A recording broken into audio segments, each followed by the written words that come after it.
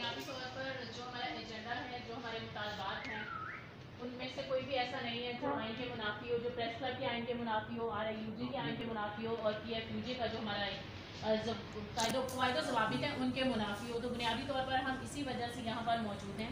लेकिन कुछ debate group में भी हो रही थी, बहुत सारे लोग ऐसी बातें कर रहे थे। जब हम यूनिटी की कोशिश कर रहे थे, बरसब ने एक एफर्ट की कि जो गिरदोनवार की प्रेस क्लब्स हैं उनको शामिल किया जाए, तो एक कमी मुझे नज़र आई है, मैं चाहूँगी वो दूर की जाए कि दीगर press club, Peshawar press club, Quetta press club, Lahore press club, Multan press club, उनको भी शामिल किया जाए। वो मुझे अभी तक दावत नज़र नहीं आई है। दूसरा ये कि जो फ्रीलांसर्स हैं, चाहे वो व्लॉगर हैं, यूट्यूबर हैं, वट एवर आप आर्टिकल लिख रहे हैं, कुछ भी कर रहे हैं, जो आज सवाल उठाया गया था ग्रुप में, गिरदोनवार के जो सहाफ़ी हैं, वो आप लोगों के लिए ज़्यादा खतरात हैं। जब आपके पास करोड़ों के जुर्माने देने के पैसे, आपके पास तो बुनियादी तनख्वाहें नहीं हैं, जो नुमाइंदगान हैं वो कार्ड्स के लिए पे करते हैं।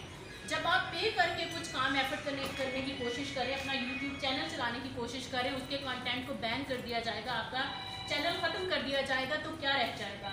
ये मामला जो अब उठाया है PFUJ ने, ये सिर्फ ये नहीं है कि जो रोज़गार, जो रेगुलर जॉब पे हैं, जिनको सैलरीज मिल रही हैं, रिपोर्टर्स हैं, कैमरा पर्सन हैं, दीगर फील्ड्स में काम कर रहे हैं।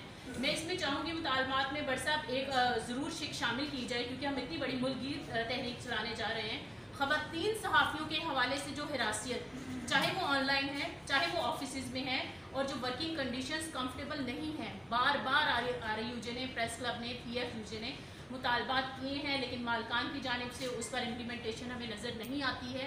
और ये तासुर जो शायद देने की कोशिश की जा रही है मुख्तलिफ ग्रुप्स की जानिब से कि ये कोई मालकान के लिए तहरीक है, ये कुछ ऐसा करने जा रहे हैं, उनके जो मफादात है उसको प्रोटेक्ट कर रहा है। तो अगर हम सारी चीज़ों को इंक्लूसिव बना लेंगे मुतालबात को, क्योंकि हिरासत एक बहुत बड़ा चैलेंज है। आए दिन हमारे जो ख़वातीन सहाफ़ी हैं, चाहे वो एंकर्स हैं, प्रोड्यूसर्स हैं, वट एवर, उनको इस इशू का सामना करना पड़ता है। तो हमारी एसोसिएशन ख़ास तौर पर आप लोगों से मुतालबा करती है कि इसको भी शामिल किया जाए। दूसरा ये एक चीज़ मैं और कहना चाहूँगी, क्योंकि ये हमारा वो ग्रुप है जिसमें हम चीज़ें इकट्ठी करते हैं, फिर हम निकलते हैं रोड पर और फिर कोई रुकावट हमें रोक नहीं पाती है। बस अब एक तासुर ये दिया जा रहा है कि शायद कुछ एंकर्स जो हैं उनके मफादात को प्रोटेक्ट करने के लिए ये तहरीक चलाई जा रही है।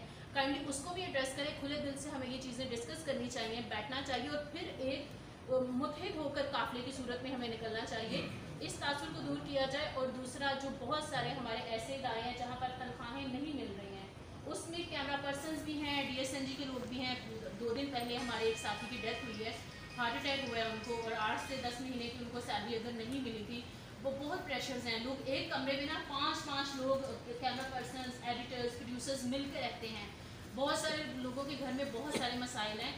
तो जो वर्किंग जर्नलिस्ट हैं, चाहे वो फ्रीलांसर हैं, चाहे वो रेगुलर जॉब पर हैं, जो उनके मसाइल हैं सबसे पहले टॉप पे वो होने चाहिए। और सबसे आखिर में शायद ऐसे लोग जो कि कुछ ना फाइनेंशियली बेहतर कंडीशंस में हैं, वो सबसे एंड पे होने चाहिए। हम आपके साथ हैं। और दूसरी बात ये कि एक तासुर ये भी है कि डिवीज़न क्रिएट कर दें इन यूनियंस में, इन प्रेस क्लब्स में, यहाँ पर जो लोग हैं उस चीज़ को एड्रेस करने की ज़रूरत है। क्योंकि जब तहरीक सहाफ़ियों के हुकूक़ के लिए और आर्टिकल 19 की प्रोटेक्शन के लिए जब हम निकले हैं, तो फिर मुझे समझ नहीं आती कि मैं या ये हम अलग कैसे हो सकते हैं। क्या हम उस आर्टिकल पर इत्तेफाक नहीं करते हैं, हम उसे समझते नहीं हैं, क्या वो हमारी ज़रूरत नहीं है? तो इस डिवीज़न को ख़त्म होना चाहिए और मालकान के लिए जो तहरीक है उस तासुर को जल्द ख़त्म करें, ताकि बरसब ये काफ़िला जो है बड़ा हो सके।